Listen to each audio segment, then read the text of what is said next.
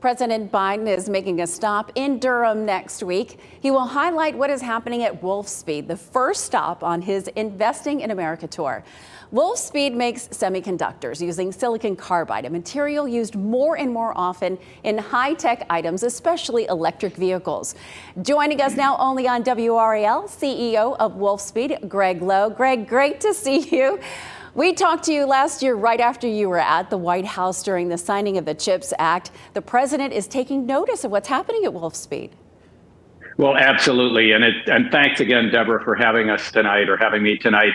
You know, it's really an honor to be the first stop on this tour for the president. And of course, you know, silicon carbide is at the heart of what we do. It's grown right here in North Carolina. It's very, very exciting. The business right now is basically exploding with the adoption of electric vehicles and the adoption of silicon carbide in electric vehicles. So we're super excited about this visit. You know, it's going to be on Tuesday next week, and we're really honored to be the first stop on this tour. What have you been doing to get ready for the president?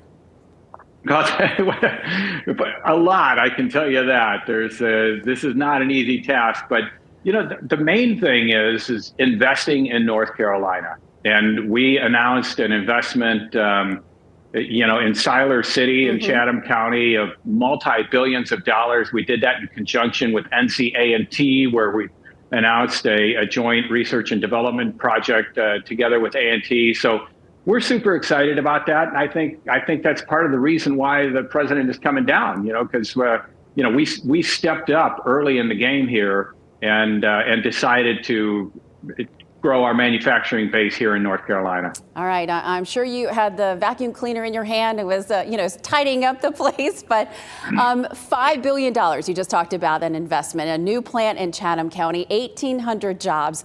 How is the construction going? Are you still on target to open early next year? We are. In fact, basically what we're doing is preparing the land now for the construction of the building itself. We anticipate that the building will be not complete, but the first phase of the building will be complete in early part of 2024, and that we would begin producing product in that facility by the June quarter of 2024. And boy, I'll tell you, you know, it couldn't be early enough, because the demand for our stuff is just exploding right now, and it's super exciting to see. Yeah, it really is. I mean, since I last talked to you, you have new deals going on for a new plant in Germany and a deal with Mercedes. So you're still seeing that demand explode, like you said.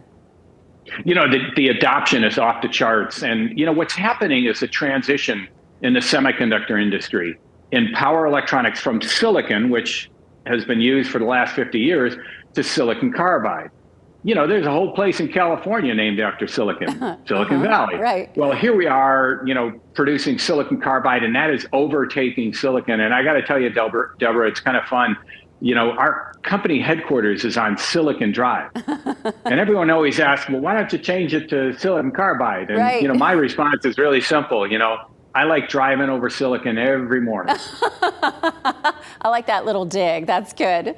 So, you know, the president talks a lot about being made in America. I think that's going to be part of what he talks about when he comes to visit you on Tuesday. I think that's exactly right. And, you know, we produce 62% of all the silicon carbide in the world, and we do that in our current Durham facility. The Siler City facility, this new facility, which we call the JP, which is named after one of our co-founders, John Palmer.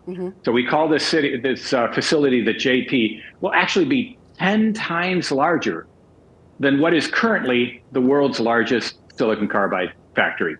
So it's an enormous increase in our capacity. We're super excited about it. And, you know, it just shows the demand for this technology to just taken off like crazy. Pretty exciting. We have been watching all of you since you were just Cree, and now to see how the company has grown, and the Wolfspeed as well. Greg Lowe, the CEO of Wolfspeed in Durham, thanks so much for your time, and good luck on Tuesday. Thanks, Debra. Have a good one. You too.